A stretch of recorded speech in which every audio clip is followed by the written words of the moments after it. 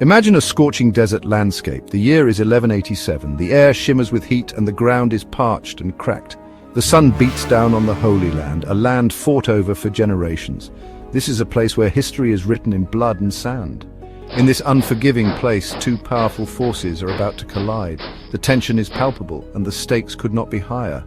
On one side are the Crusader knights of Christendom, clad in heavy armor, their banners fluttering in the hot wind.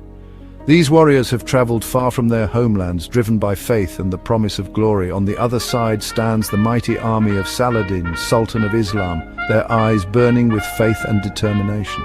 They are defending their homes, their families, and their way of life. The battleground is set near the twin hills known as the Horns of Hattin, not far from the Sea of Galilee. These hills will soon witness a clash of titanic proportions. The very air crackles with tension.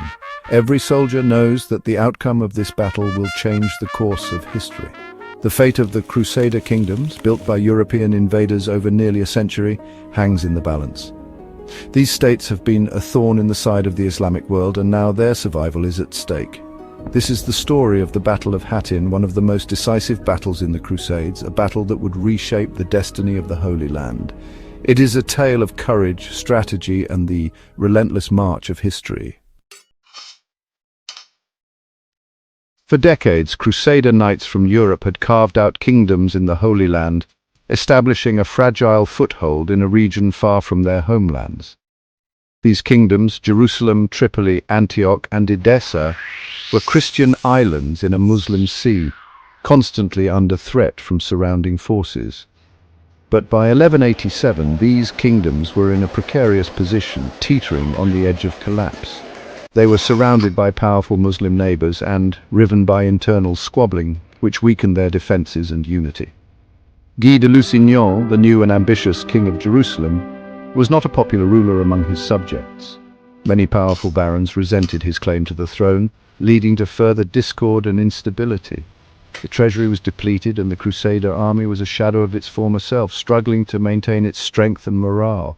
The arrival of Saladin, a brilliant military leader and a devout Muslim, united in his ambition to drive the Crusaders into the sea, would prove to be their undoing. His strategic prowess and unwavering determination would soon change the course of history. Saladin was a master strategist. He understood time was on his side. He knew the Crusader kingdoms were weak and divided. Instead of launching a head-on attack, he chose to patiently weave a web around his enemies. Saladin's plan was simple but effective: provoke the Crusaders into a rash attack.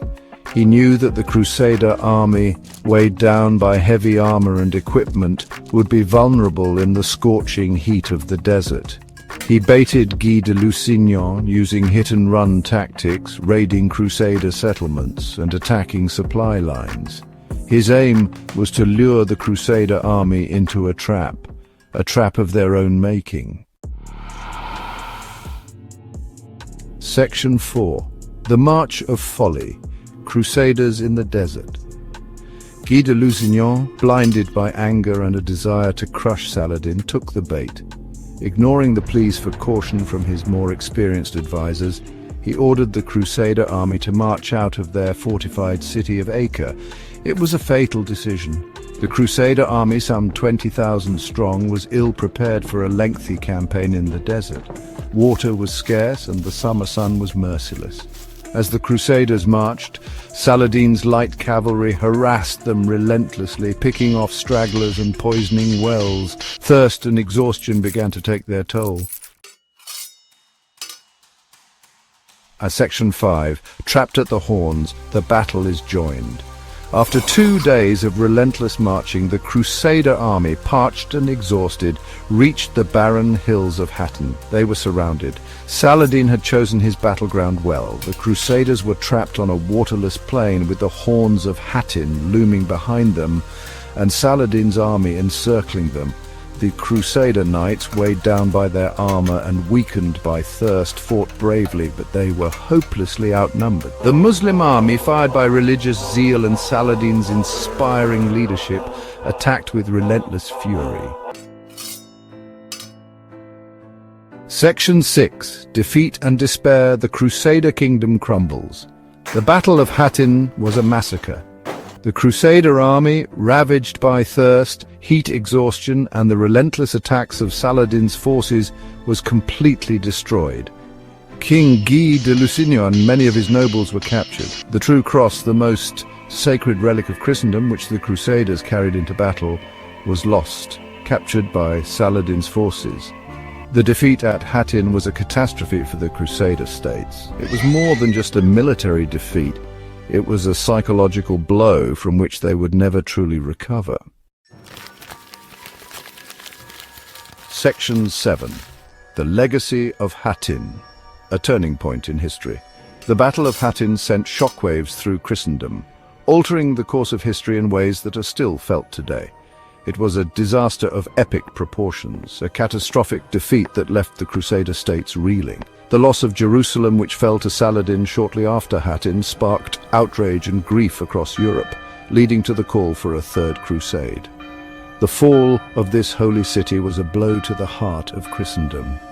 The Battle of Hattin was a pivotal moment in the Crusades, a turning point that reshaped the political and military landscape of the region.